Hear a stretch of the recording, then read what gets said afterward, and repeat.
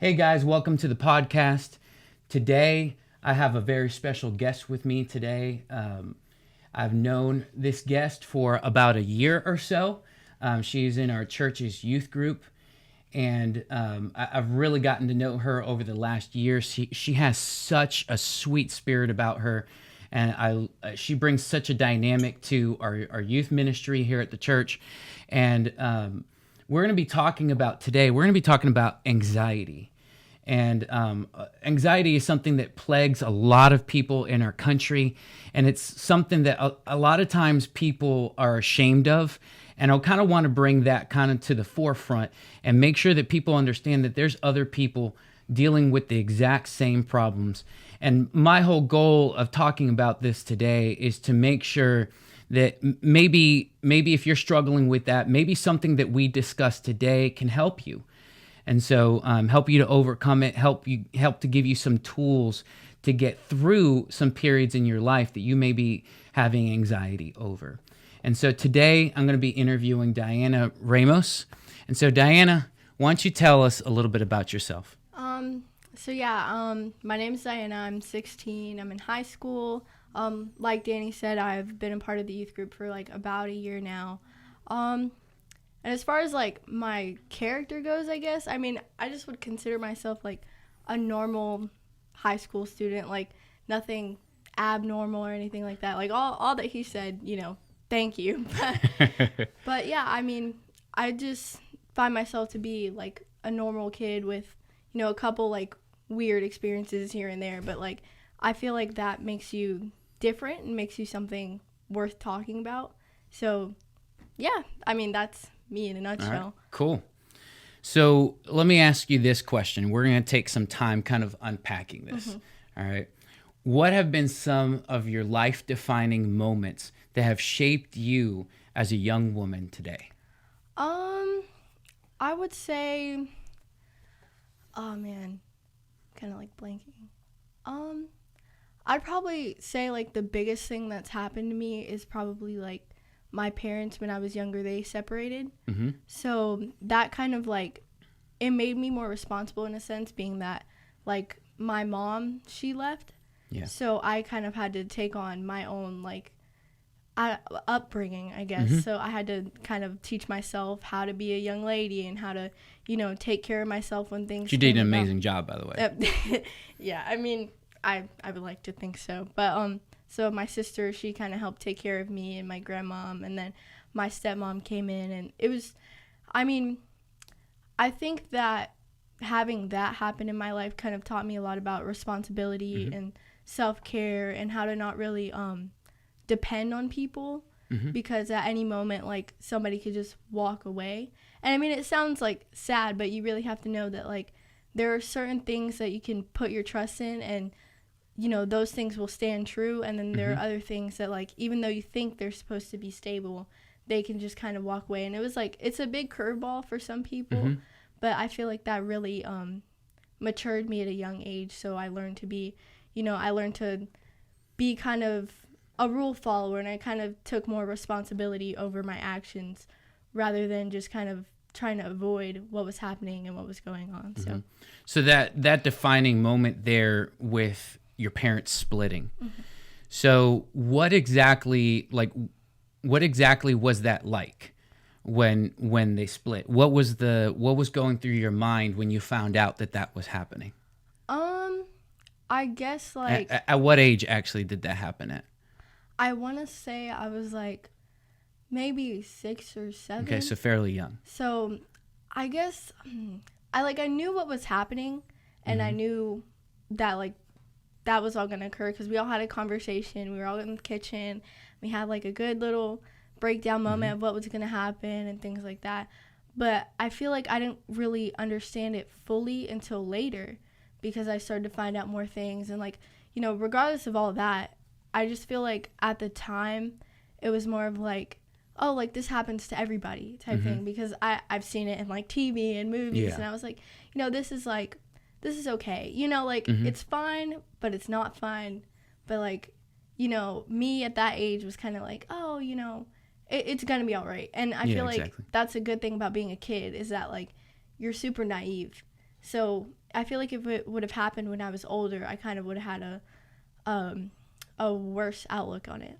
But when I was younger, I was like, okay, like, it's cool, you know, it's gonna be all right. So I don't think I stressed it too much, but it was something that was pretty different, like having to get taken to school by other people, or like, you know, my mom would call and she's in a different state or something like that. It was definitely something that wasn't like typical with like my friends or anything like that. Like my friends had 2 parents. I was like, dang, like, I wish I had my mom to like come to school with me or take me to school. So, I mean, it's okay though. And again, like, I feel like that shapes me to, I feel like it kind of gives me a look at what I want to be when I'm older and when I'm a mom. Like, I know what I don't want to do.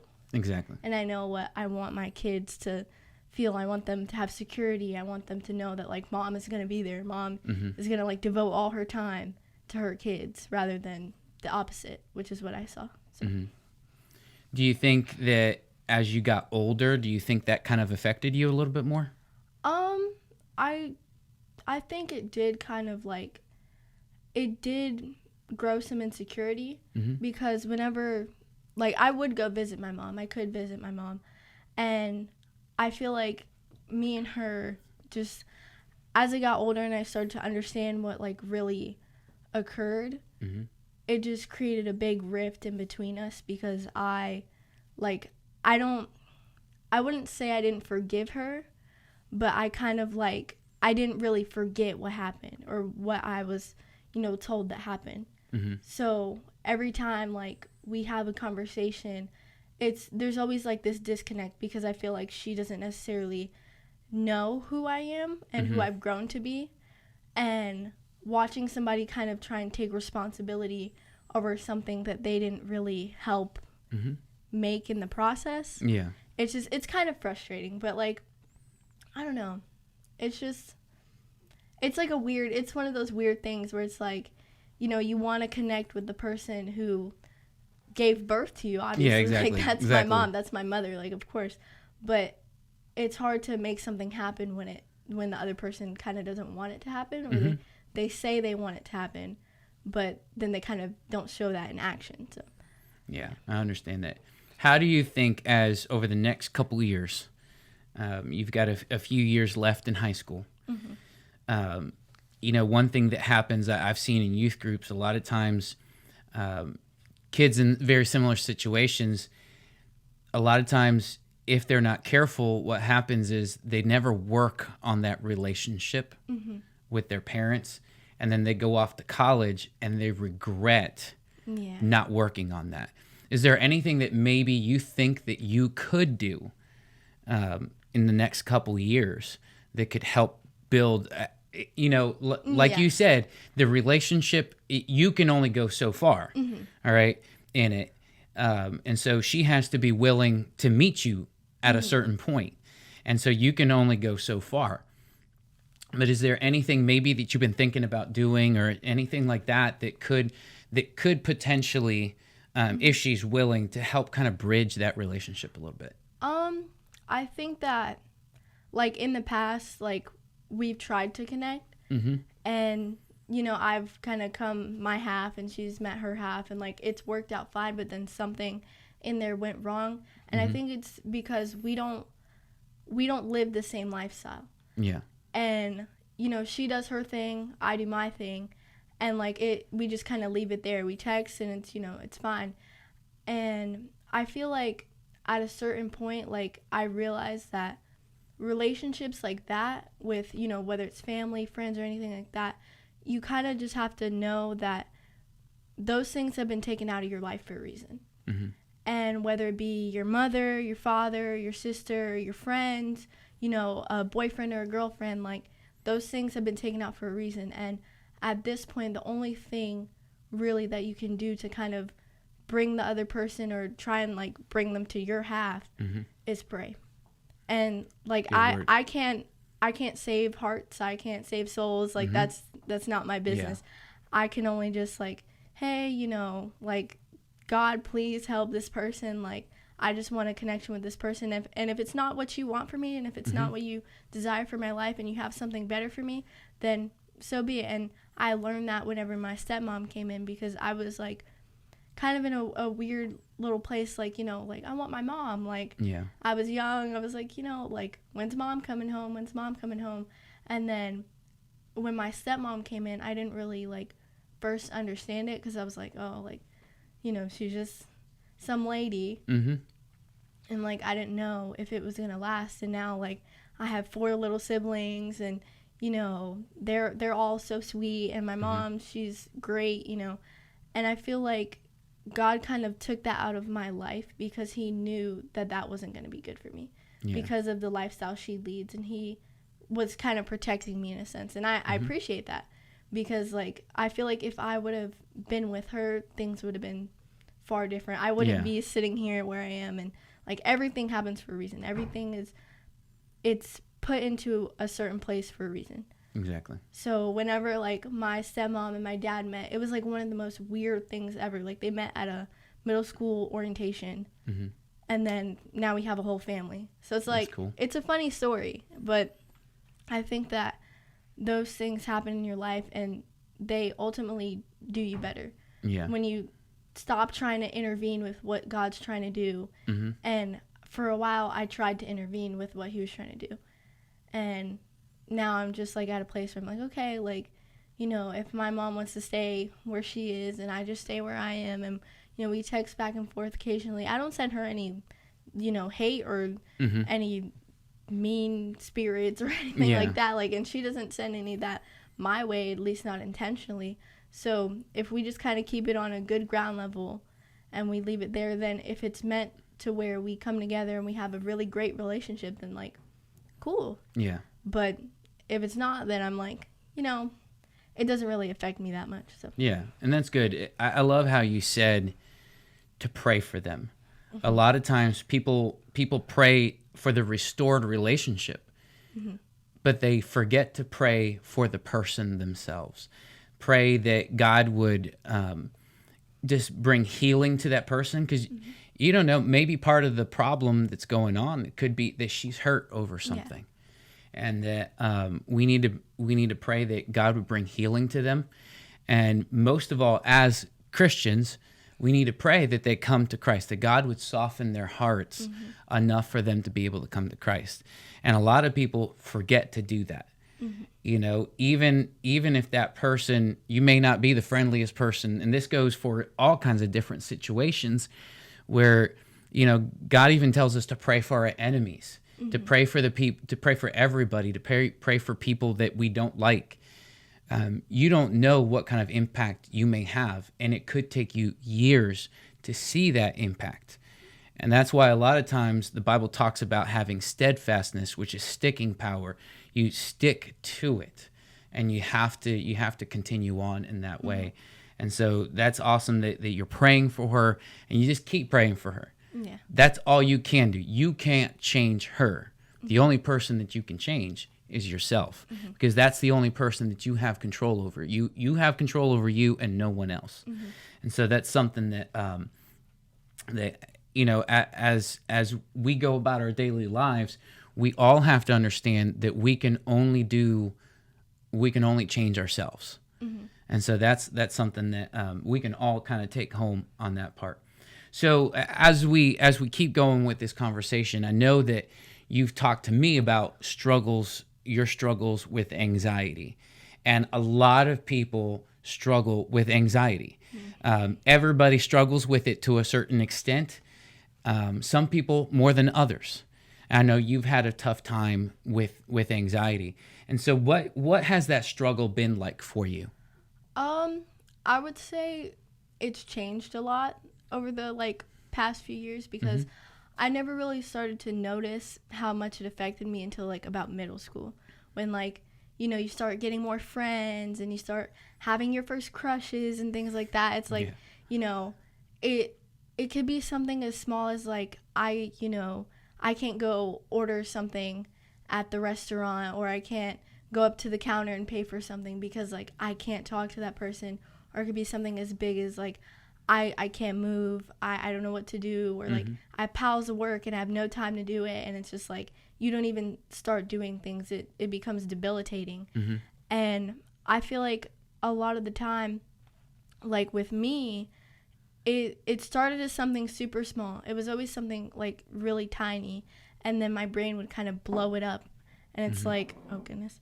And it's like, you know, they take this one small thing, like talking to somebody, and then it turns into I can't do it, I can't do it, and then you start crying, and then you start freaking out, and then you're texting people, you're like, I don't know what to do, I can't breathe, and it just turns into this whole big thing. And then some people think you're dying, and then other people are like, you know, it's fine, don't worry about it. And you just, I feel like in my little breakdown moments, I couldn't hear anything. And it was really scary, because somebody could be telling me like, it's okay, like it's fine, and then your brain's immediately like, they don't understand, they're not feeling what you're feeling right now. And I feel like that's one of the craziest parts about anxiety, is that like you have so much anxiety and you want to tell somebody about how you're feeling, but then you have anxiety about telling that person. So you're just stuck in this cycle of like dealing with yourself. And again, like going back on what happened with like my mom and stuff like that, I feel like a lot of like me trying to kind of take on my own things and do things for myself, and like, oh, well, I got this. I always remember like when I was little, I was like super independent, and like to a point to where I was like almost bossy. Like I had everything. I was like, no, don't help me, I got this, I'm the leader. You know, I was put in like gifted classes when I was really young, so I was always a step ahead. And I always liked being a step ahead. And then whenever like middle school and high school came around and things started to get harder, I was like, why am I not a step ahead of everybody else? I have to be a step ahead. And then I would get anxious, because I'm like, what does that make me now? People are gonna look at me different. Oh goodness, you're fine. People are gonna look at me different. People are gonna think I'm like crazy. Like, you know, Diana, she's slacking, or Diana's this, or Diana's that. And I'm always like concerned about how people look at me. So like even at my job, like if I don't do something right at my job, or I have like a million questions while I'm taking orders at Domino's, like it's something that I'm like, dang, they think I'm unreliable, they think I'm irresponsible, they think I can't do this, they think I'm, you know, because I'm the youngest one there too.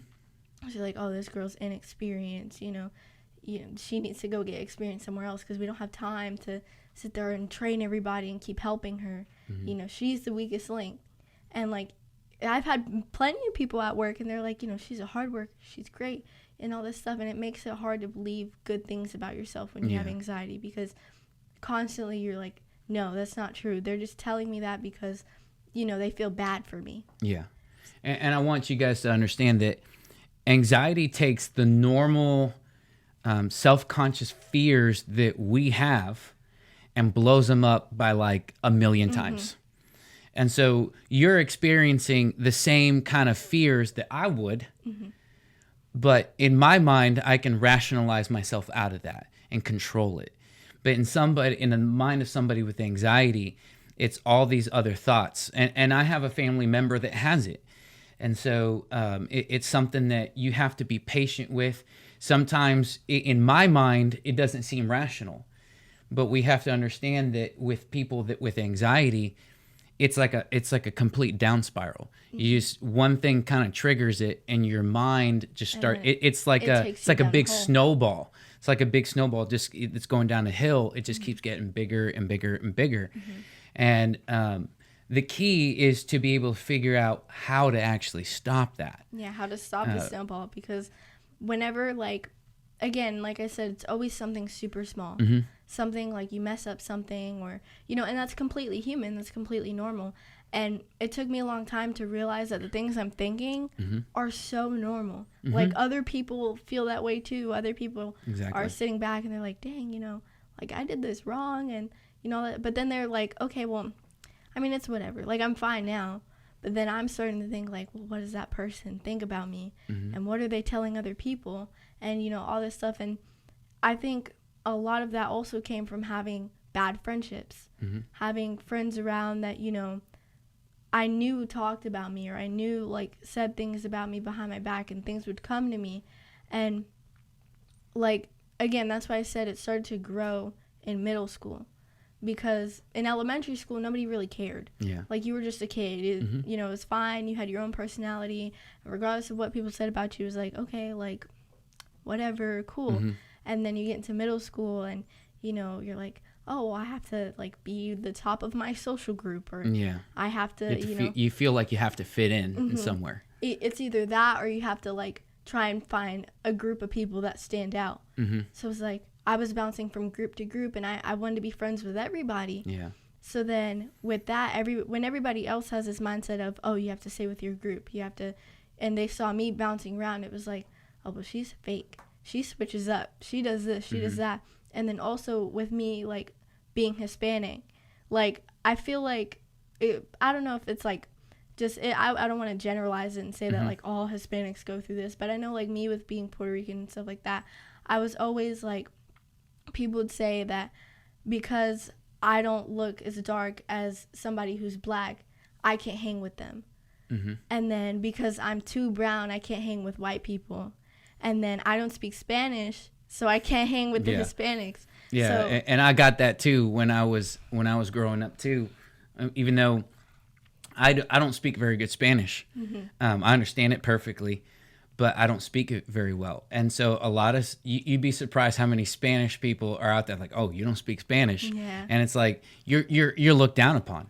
And there's actually people, Spanish people, who have actually made like comedy videos about that, like kind of pointing that out with our culture. And like more now, people are a lot more accepting of Hispanics that don't speak Spanish. Like, I think people have come to this whole thing like, oh, we're all Hispanic. But like, I remember like being younger and like going to my family members, and they were like, oh, but you don't speak Spanish? Like, that's disgraceful. That's crazy. Yeah. And like, and that tends to be a like a second, what's called a second generation problem, where you are the first generation of your family that was born here. All right. And is that your case, or was your dad born here? My dad was born up north, and my mom was born up north. But I believe I don't know if it's his dad or something. Like, I know I'm either like second or third generation. Yeah. But still, like, my dad, he didn't speak Spanish, and then my mom does. So whenever I got around my grandparents, they're like, you don't speak Spanish?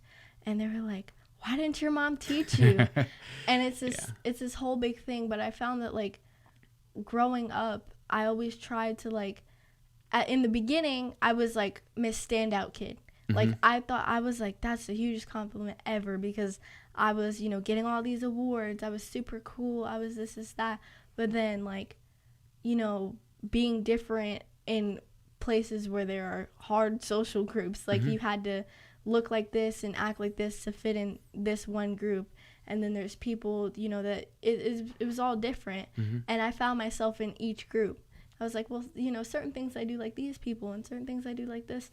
And you see it now, even like with things that are going on in the world, that people are banding together, and like it almost feels like you have to fit a mold to be there. And it's like, well, you know, I don't fit the entire mold. You see in political parties, like, you have to fit this like democratic mold, and you have to, but like, you can never agree fully with one thing. And I find that like, as I grew up, I learned that like the only thing I fully agree with is God. So how am I supposed to identify with the millions of things that are going on in the world, because I don't agree fully with one thing, and I don't agree fully with that thing. So and that's the struggle that all Christians have, because we don't identify as necessarily like, oh, I'm with this political party or that political party, affiliated with this group or that group. We are children of God, and that is our identity. And in a world that's constantly changing, I mean, in the last 3 months, we've seen how much change in this world. I mean, a ridiculous amount of change. Everything from virus to racial issues, all that kind of stuff. But the one thing that remains constant for us as Christians is God and His Word. And so those things don't change. And so that's why we can cling to Him. So let me ask you this question, because I want our viewers to be able to see, like, okay, that was part of your anxiety and all that. What helped you to overcome? Like, what steps did you take to help kind of, like, I know that snowball starts up. Well, what do you do to kind of help keep control of that? I would say that, like, in the beginning, I think reaching out to people is, like, the most important thing to do, because sometimes your judgment, like, especially when you're, like, in the middle of an anxiety attack or you're having a moment, like, your judgment is so clouded. So you'll see the smallest little thing and you're like, oh my gosh, like, I have to get away from people. But really, though, reaching out to people is one of the best things you can do, because it help you come down from that little moment. And then now that, like, I'm starting to try and handle it by myself, because at a point, like, I think the best thing to realize is, like, you're not always going to have somebody. Like, you're not always going to have somebody to turn to at any given moment. And, I mean, as far as, like, people here go, like, with my beliefs, like, I can always turn to Christ. That's the one thing I can always turn to, and it's always there. And that also helps, because, like, oh, man, now I'm catching No, the you're blank fine. again. You're fine. I think that when you kind of take a moment to yourself and just kind of like I'm fine, like, if I don't want to say dismiss it, because it's very real, like anxiety, depression, all types of, like, mental health issues, they're very real.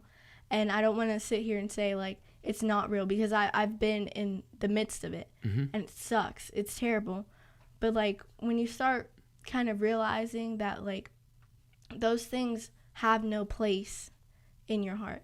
They have, like, when you're saved, like, and I don't know who's going to watch this. I don't know the demographic that's going to be, like, viewing any of these videos. But, like, when you're saved by Jesus and he's here and he resides in you, you have to take all those thoughts and say, like, you have no place here.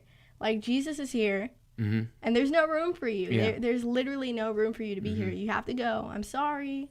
Like, I know you used to chill here all the time before. This used to be your little hangout spot. But you can't be here anymore. You literally can't be here anymore, because also people, like, now, they kind of romanticize the idea of having mental health issues. And that's, like, a big thing. I don't know if you've seen that ever, but, like, there's a bunch of people on social media, and they're, like, they sell merchandise. They, you know, they have stickers, cups, hoodies, shirts, all types of stuff. And it's, like, you know, kind of boasting about the fact that you have these things. And I'm not saying, like, be ashamed, because those are things that you deal with. Like, exactly. Don't be ashamed and hide and, like, you know, keep to yourself, because that's ultimately how suicidal thoughts come around. When you suppress it and you're like, oh man, like, I can't tell anybody. Yes, you can. You always have somebody to reach out to. But I think making it something that's popular, and especially people making money off of it, and making money off of the people who sit in their rooms just, like, frozen, or sit in their rooms and they're like, you know, I want to die. Like, that's sad. That is so terrible. It really is. It's terrible. So, like, I feel like one of the ways that I found that helps me the most, like, to combat my anxiety whenever, like, I'm at work, especially, and I'm just, like, in a place alone where I don't have anybody to contact, but I don't want to spend so much time on it. I just kind of sit there and I'm like, no, like, this isn't me anymore. This is not something, like, I have struggled with anxiety, but I'm not going to say I'm anxiety ridden. Yeah. Like, anxiety is not me. I'm not, oh, there's Diana. She has anxiety. It's not your identity. No. Like, I want people to look at me and say, oh, there's Diana. She has, you know, a great spirit, a great heart. She's loving. She's kind. She's outspoken, despite having those issues. I don't want people to characterize me by the fact that, oh, Diana has contacted me like 5 times in the past week about her anxiety.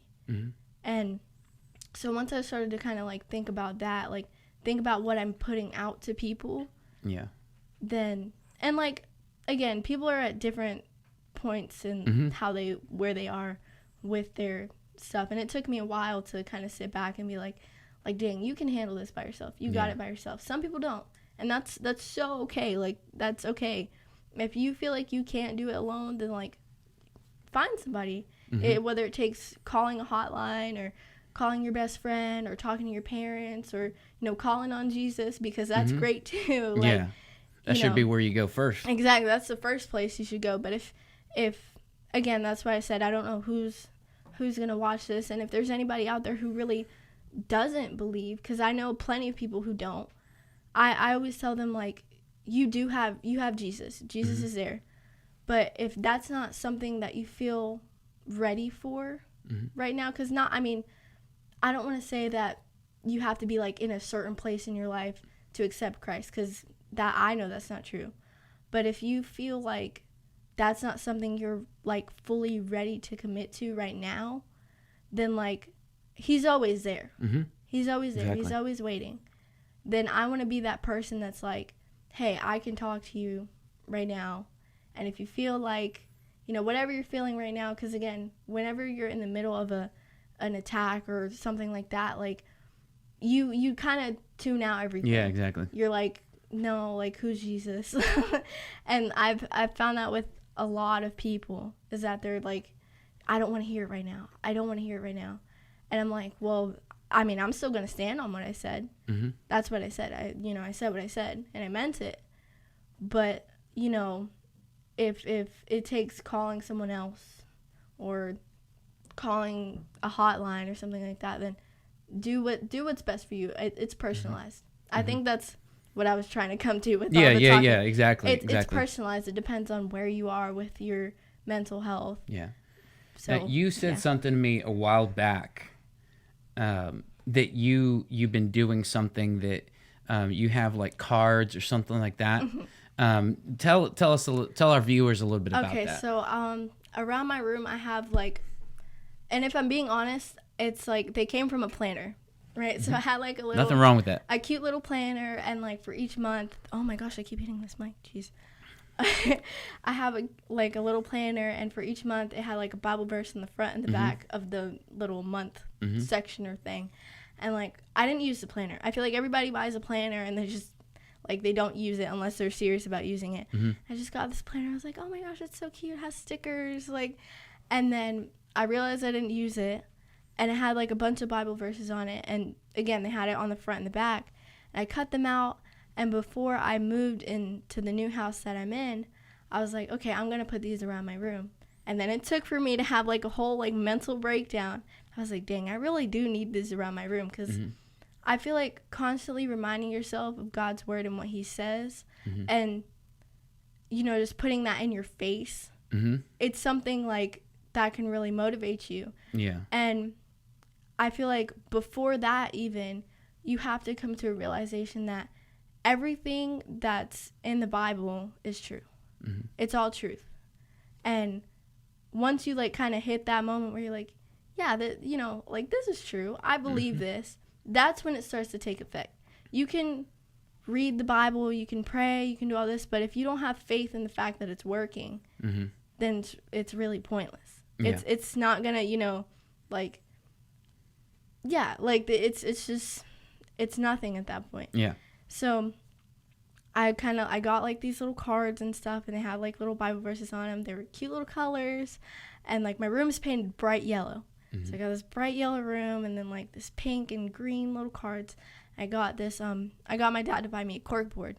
I pinned them to the cork board, and then I stuck some around my room, and I have just, like, a bunch of little things. And then I was planning on getting, like, index cards if I didn't find a way for those things to work, and just sticking them around my room. And I originally got that idea, I forget her name, she's on YouTube, but she's kind of in the group of, like, the Sadie Robertsons and, like, I forget her name, and I wish I knew her name in my head, but I, like, forget. And I saw she has, like, index cards all over her room, just the colorful By ones. the way, guys, we can actually put a link to her info in the description. I'll find the name. But so she has these index cards all over her room, and I remember the video as, like, my morning routine with Jesus. And she was like, I just have all these index cards, and she's just so happy. I was like, maybe that would help. Just, like, kind of putting God's word along with my thoughts, along with my prayers and stuff like that. And it'll kind of, like, get me in a mood. So whenever I'm, like, sad or down, I could just, like, look at the wall and be like, girl, like, snap out of it. Like, it's fine. It's fine. And like along with that, just like writing down what you're thinking, writing down how you feel and stuff like that, and not taking that as like full truth, because a lot of what you feel sometimes in those moments is like so false. So just kind of taking that, writing it down, ripping it up, balling it up, and throwing it away. It's kind of like symbolism as to like, okay, like I'm throwing this in trash, it doesn't belong here, like I just got it out and now it's gone. Yeah. And I've told you this brings something I wasn't even thinking about till you said that, is I've told you before, always go with what you know, not with what you feel. That the Bible tells us that our hearts are deceptive. And so a lot of times what we feel isn't necessarily the truth.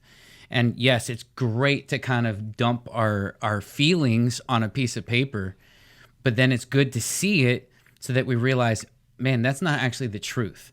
And then we see, you can take the verses that you see on all over your room, like that's the truth. Yeah, that's the truth. And you remind yourself, that's what I know. That's what I know. But this is how I feel. This isn't the truth. And I'm glad that you just take it and throw it away. Like that's going with what you know instead of with what you feel. And a lot of the time, like Braden's in here, but so a lot of the time, like I'll just text him, and if I'm like reading the Bible or something like that, like I'll just kind of type to him, like it seems silly to kind of just like repeat it back and like do all that, but I feel like whenever you read something and then you repeat it to yourself and then you kind of like go through the process of realization that that's true. Like there's a difference between knowing and realizing. Exactly. When you know something, it's like, okay, like I know that water is water. Like it's water. It's H2O. It's, you know, but once you realize like those molecules came together, it kind of puts it on like a bigger. Yeah, it makes it thing. real. Yeah, it makes it real. Realization. So like whenever you kind of realize that the Bible is true versus knowing it, like I remember like the moment that I realized that like Jesus died for us, and it was like the biggest thing ever to me. I was like he really like he sat there and was like, you know, here's the worst death in history and here's y'all, and he was like, you know what, you know, let me do what I have to do, because it wasn't because he was forced to, it wasn't because he had to, it was because he loved us so much. And it was like so crazy to me to kind of like realize that, because I knew that my whole life. Like I knew John 3:16. I was like, okay, like I know the story.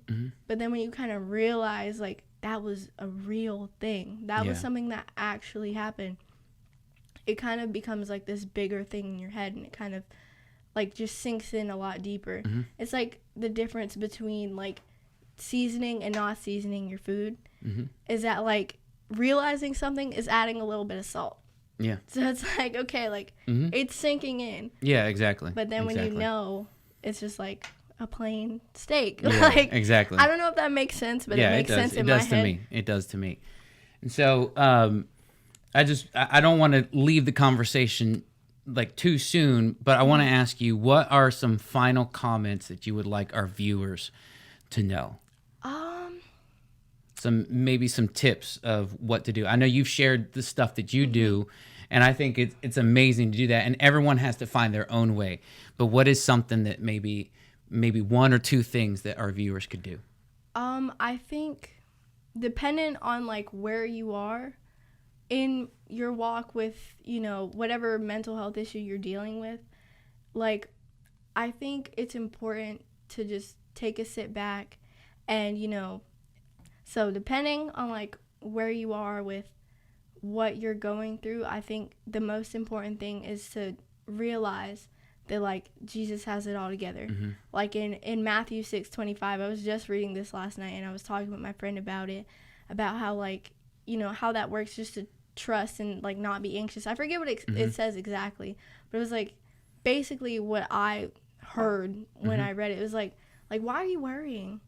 Why are you worrying for anything? Exactly. Like there are people who don't believe, who don't worry for a thing because they know that they have like secure things to lean on. It was like, you have a heavenly Father who supplies you with literally everything. So it's like, why are you worrying about, where this is going to come from or where that's going to come from. Or why are you worrying about the things of tomorrow or the things of the past even? Like, the past is the past. The past is gone.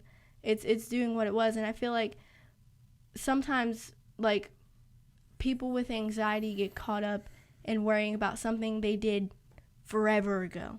Like, you could be in the middle of the night and you're like, oh man, like, I said this and I wonder how it sounded and I wonder how that person thinks of me or something like that. And I feel like if when you did it you didn't put that much thought and effort into it, then why put so much thought and effort into it if it's already done? Yeah. Like, it happened. And then as far as things for the future, like, those things will come when they come. There's a time for everything. Yeah. There's exactly. It says in the Bible, there's a time to mourn, there's a time to rejoice, there's a time for all these things. So it's like, there's going to be a time for tomorrow. Yeah. Let tomorrow get here. Exactly. There's there's going to be a time when you do have to approach things that are a little bit challenging, but let them get there first. Like, I find a lot of the time I love talking about what I want for the future. But like, with that, you kind of have to sit back and be like, don't get your hopes so high about what's going to happen to where when it comes up, you're just like so disappointed and so bummed and you think you did something wrong because it didn't happen the way you thought it would. Because if it didn't happen the way you thought it would, then there must have been something better than you were thinking. Yeah. Because God has things that are so much better than what we can even fathom in our minds. So you're sitting there thinking like, oh, well, I'm going to have this when I grow up, and I'm going to have a dog, and I'm going to have all these kids and all this stuff. And, maybe you get there, and it's like you have one kid, a cat, like a one-story house or an apartment, and, not as much money as you thought you would have with the career you wanted. Maybe you didn't even get into the career you wanted. Maybe God took you on this whole different path, and you're like, this doesn't make sense, like Kim Kardashian and all them, they have these big houses and they have this whole big family. Like, why can't I have that? God's like, I didn't call you to have that. Therapy. I heard, I forget where I heard it, but they were like, it says we can do all things through Christ, but Christ didn't call us to do everything. Exactly. He didn't call us to be on every scene. He didn't call us to be on every moment. Like, just because it says that we can do all things doesn't mean that he wanted us to do all things, because we're all made in a different way. Yeah. So you're a pastor, and like, I can sit there and I can, talk about people about, God's word and stuff like that, but maybe God didn't call me to be in front of people, preaching his word, and that's okay. Yeah. Like, nothing wrong with that at all.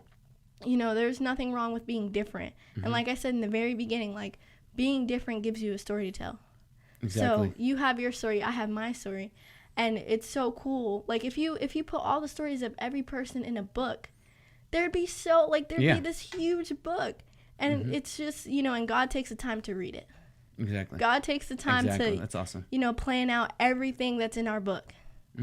Like, I couldn't have worded that any better right there.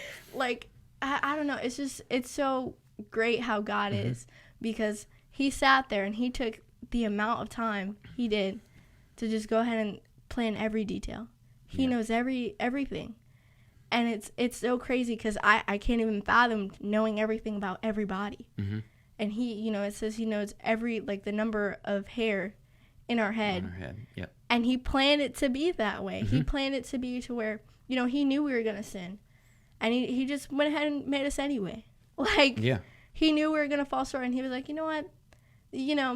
Let's just go ahead and continue with this whole thing. He didn't look at us and was like, ew. Like, yeah.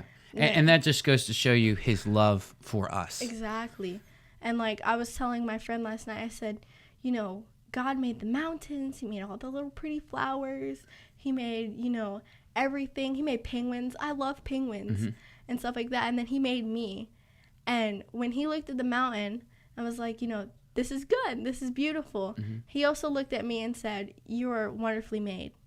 Like, he looked at the mountain and was like, that's so, like, woohoo, the mountain. And then he also looked at me and said a similar thing. And I think that goes to show that, like, I feel like I went off topic. But You're fine. But, like, God is so good. God is so good. And I don't know. I just get these little bursts. It's like, man, God is so good, because like I'm sitting here right now, and me 3 or 4 months ago would have never thought I would have been here. Like me 3 or 4 months ago would have been like, no, I'm not doing this. Nope, you cannot. 3 or 4 months ago, I never thought I'd be making these videos either. Yeah, like it's amazing what God does even in the midst of a virus. Exactly. Like there's so many people, and oh my gosh, the virus. Like there's so many people just stuck in their homes and like, I can't do anything. But like, yes, you can. You can. Like it. Oh my gosh. And then like now, even with the virus, like anybody who's out there who's, you know, struggling with depression, anxiety, like just know that there's the time for this. Like how I said, there's a time for everything. Exactly. So there's going to be the time for the pandemic, but then there's also going to be a time to be out of the pandemic. Exactly. So this isn't It'll be forever. over soon enough. This isn't forever. Like this is not going to continue on for the next hundreds and hundreds of years. And I mean, even if it were to, there's going to be a time we get out of it. And there's going to be a time when we can all just go back to the beach and have fun. And, exactly. you know, we can all sit, you know, within 6 feet of distance and hug on each other. And, you know, you can be with your significant other and not have to, your parents on your back. Like, no, it's the COVID. Exactly. Like, exactly. It's going to be fine. It's all going to be fine. And it's not because humans made it fine. It's not because, you know, the president said, oh, well, y'all can hang out again.